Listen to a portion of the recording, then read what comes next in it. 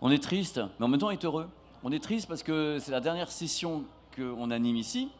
Mais le salon ferme à 19h. Hein, et heureux parce qu'on a fait tout ce qu'on a fait, que c'est pas possible, qu'on est super heureux, ça s'est bien passé. On va entendre des trucs qui sont géniaux, qui vont être mis en ligne, en replay. Vous allez pouvoir avoir des tas d'interviews et des produits en avant-première qu'on a vus ici au Palais des Congrès, au Paris Audio Vidéo Show, dont je rappelle Jean-Michel Jarre est le parrain.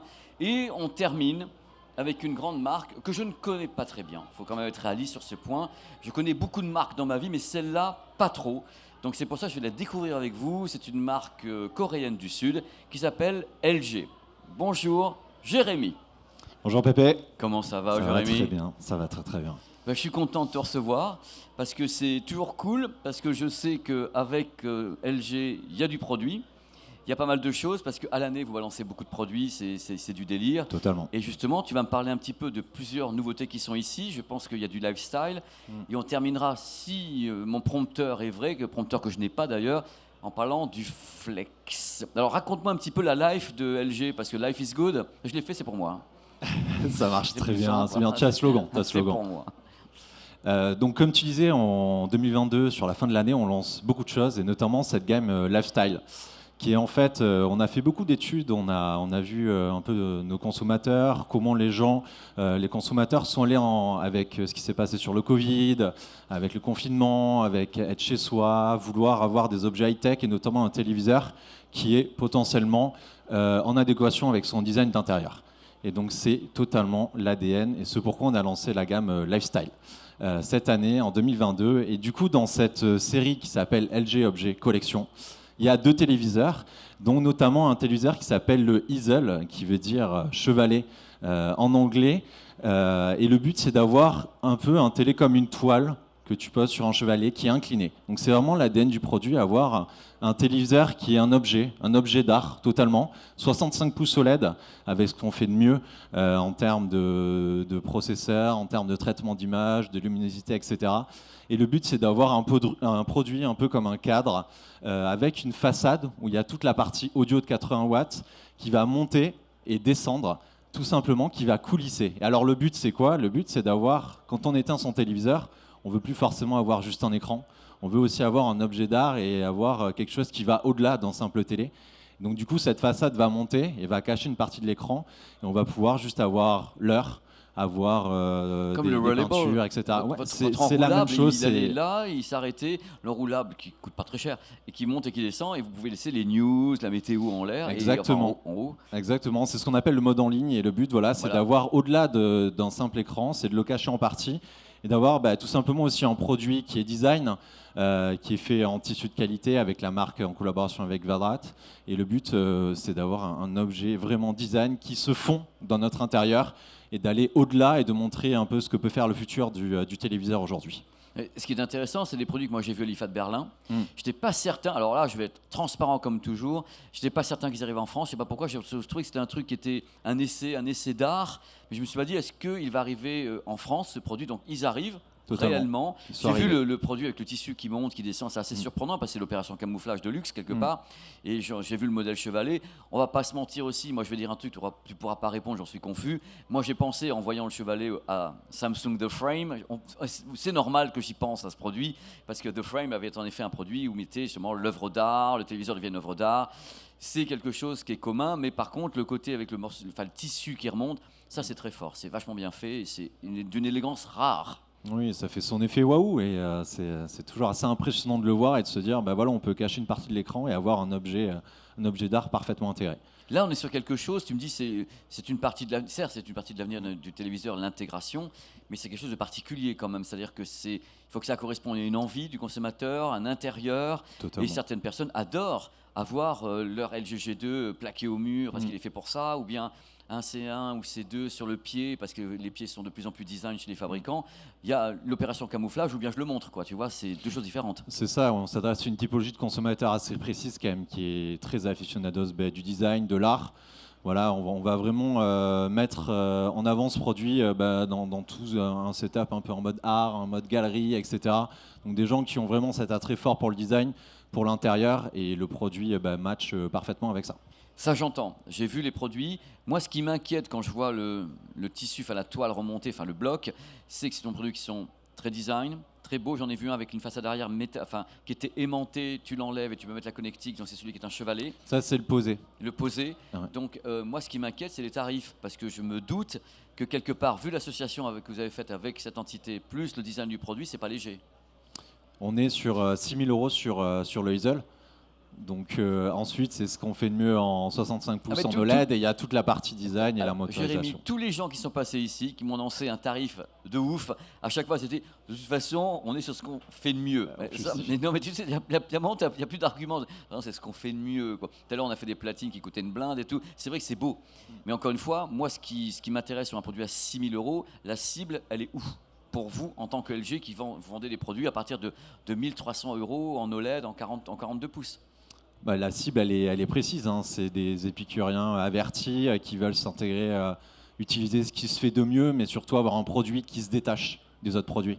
Aller sur quelque chose d'unique.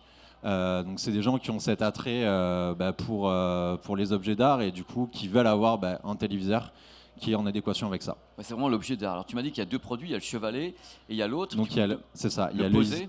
Exactement, donc le Easel, le chevalet, et il y a le posé.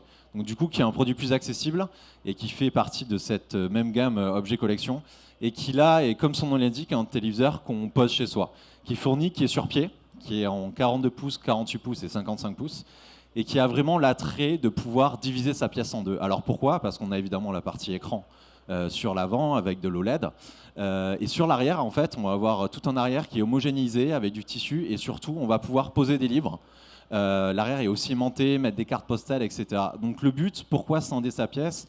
Parce qu'on peut avoir une partie de la pièce où c'est en mode cinéma, on est devant l'écran de téléviseur, et on peut avoir l'arrière où on est en mode un petit peu plus, je dirais, bibliothèque, par exemple. Donc c'est un peu le but du produit, c'est créer quelque chose de nouveau, montrer qu'il y a un réel besoin là-dessus, et avoir un objet qu'on peut poser aussi également dans un angle. C'est pile ou face, quoi. Mais le truc, c'est même chose. Faut qu'on parle de tarifs, parce que là, là, on est habitué encore une fois à avoir des gammes LG, on connaît les tarifs. Là, c'est quoi pour Donc le poser? là, c'est à partir de 1700 euros, 1800 euros, ça va jusqu'à 2099 euros pour la version 55 pouces. La version, le truc, c'est qu'en effet, il n'y a pas de partie motorisée mécanique qui monte avec la toile, donc c'est plus léger au niveau du tarif. Exactement, exactement. Donc il n'y a pas toute cette motorisation qui est faite, mais ça répond vraiment à un autre besoin, donc des gens qui sont une cible assez milléniale aussi, qui est assez adepte de ce type de produit design qu'on peut poser comme ça, mais qui est plus accessible comparé à un Easel totalement, et qui est un C2 version totalement lifestyle, quoi.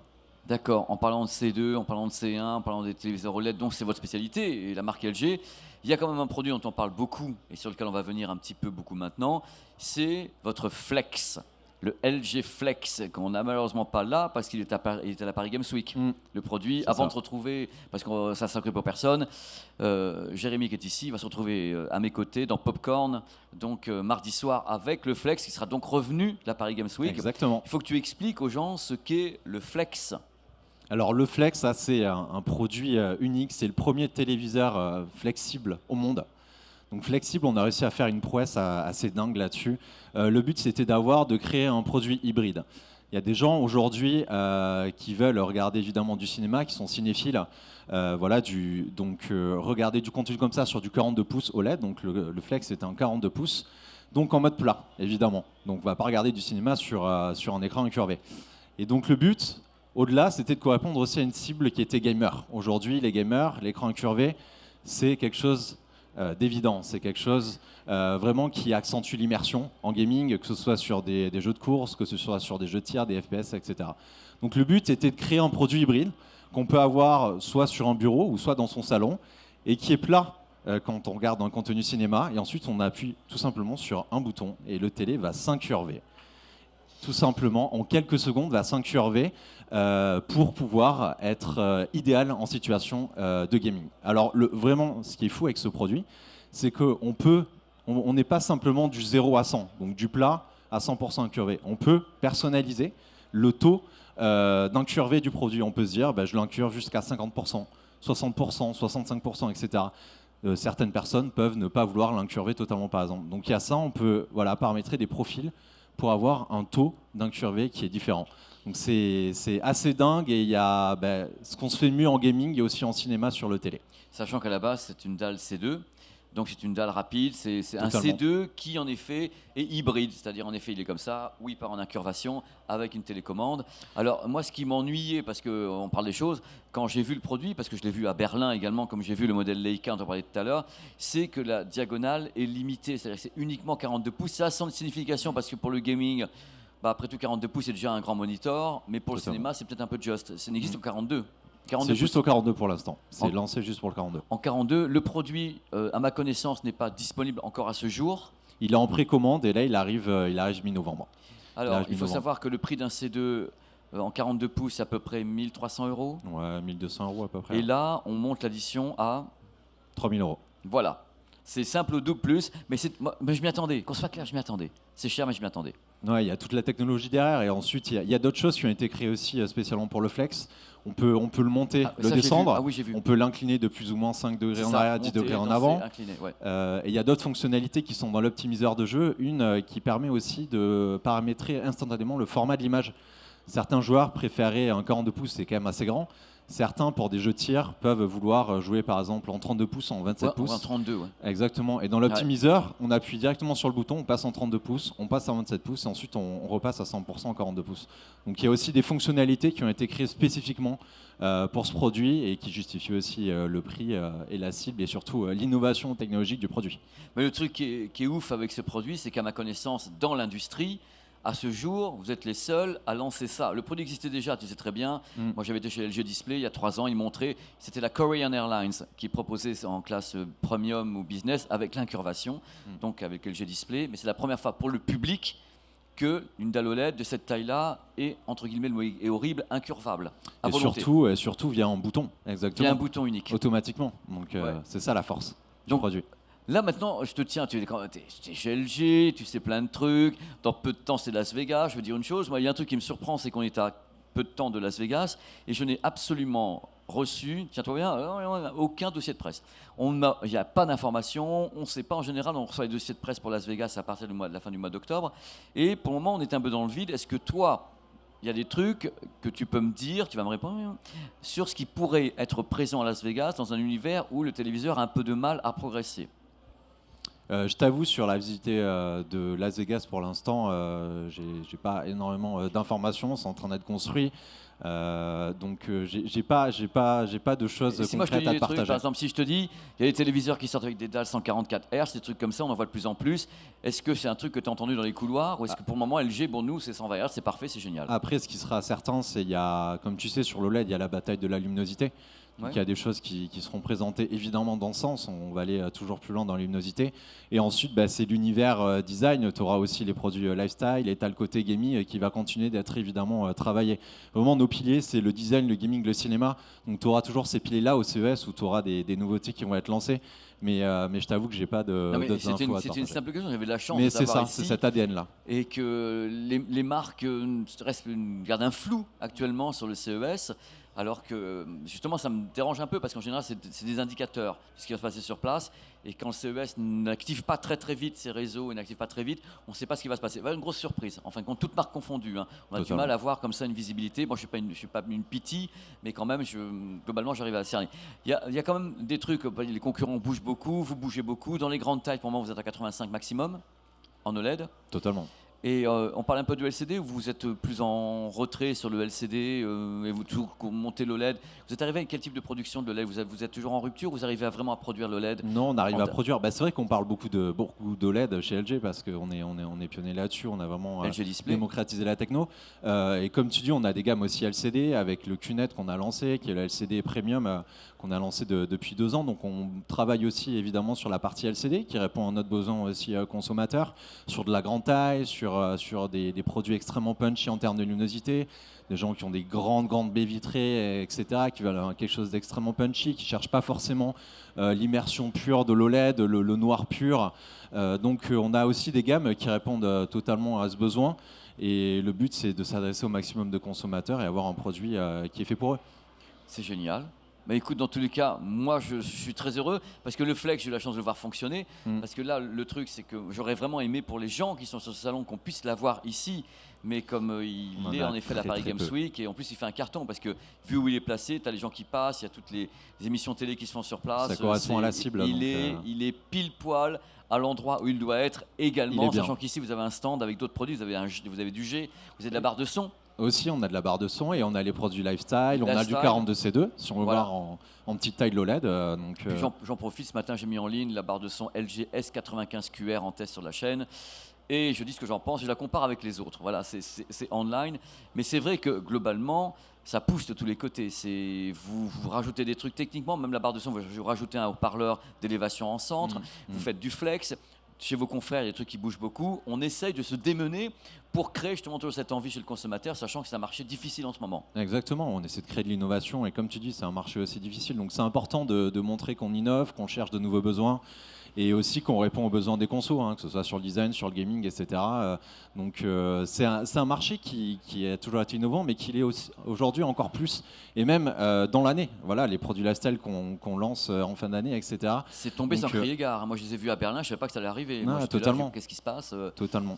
Parce qu'encore une fois, je pense qu'il faut que ça bouge dans la profession, il faut que ça bouge dans l'industrie pour maintenir une appétence du public. Parce que, je le répète, pendant toute cette... Tu n'étais pas là tout le temps, mais tous les gens que j'ai reçus ici sont contents de présenter des produits. Je suis heureux, je suis un mec heureux d'avoir été là parce que je suis un passionné, mais tout le monde a avoué les retards de production, tout le monde a avoué les problèmes de stock, tout le monde a avoué, tout le monde a dit on a des problèmes. C'est clair, c'est pas facile, donc de ce fait, je trouve que ça pousse à l'émulation. En plus, les marques poussent encore plus pour essayer de faire en sorte que le public, non, c'est pas qu'il ne le voit pas, mais qu'il ait une appétence pour des nouvelles choses, comme vous faites avec les barres de son ou l'incurvé ou des trucs comme ça. Ça c'est fabuleux. Oui, et c'est montrer un peu le futur de ce qui peut être fait dans son salon, ce qu'on peut avoir, comme tu dis aussi avec le Rollable, c'est des produits où le transparent, où on veut montrer la nouvelle voie et on se dit bah, qu'est-ce que je peux avoir dans mon salon dans le futur, etc. Donc, ouais, Sky is the limit, hein, je veux dire, Exactement. c'est assez infini. Donc, moi, j'ai hâte d'être au CES. J'espère que tu y seras ou je ne sais pas si tu y es. Et, ben voilà. Et moi, je te vois dans Popcorn mardi soir. Ça va être un plaisir de te voir avec toutes les équipes et Domingo sur place.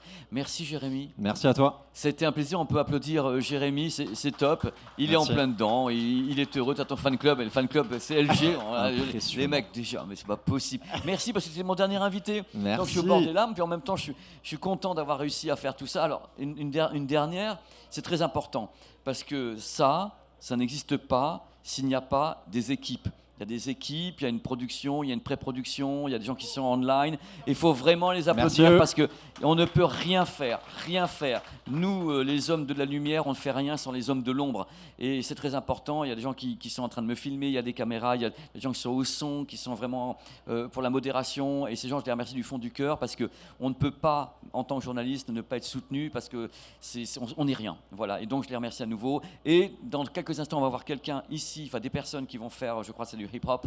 Et personnellement, je vous donne rendez-vous, si on ne se retrouve pas avant, ici, avec certainement Jean-Michel Jarre pour l'année prochaine, au Palais des Congrès. Je le souhaite parce que je trouve que c'est le lieu idéal pour le Paris Audio Vidéo Show, qui, je le pense, en me baladant, en parlant avec les gens, est un franc succès et ça nous ravit le cœur pour vous, pour les gens, pour la profession, voir cette appétence, voir ces milliers de personnes qui viennent voir des produits, en écouter certains, tester des produits. Ça prouve que ça y est, on est toujours sur quelque chose qui monte, et ça fait plaisir. Et les fabricants font tout pour vous faire venir aussi, vous faire dépenser du dinero. Donc voilà, c'est la fin de cette session. Merci aux équipes, merci à Son Vidéo de me permettre de faire ce genre d'émission qui, moi, me ravit le cœur avec des gens comme Jérémy et tous les gens que j'ai reçus ici. Merci, merci, et à très très vite. Merci. Ciao. Merci. Merci beaucoup. Merci. Cut off.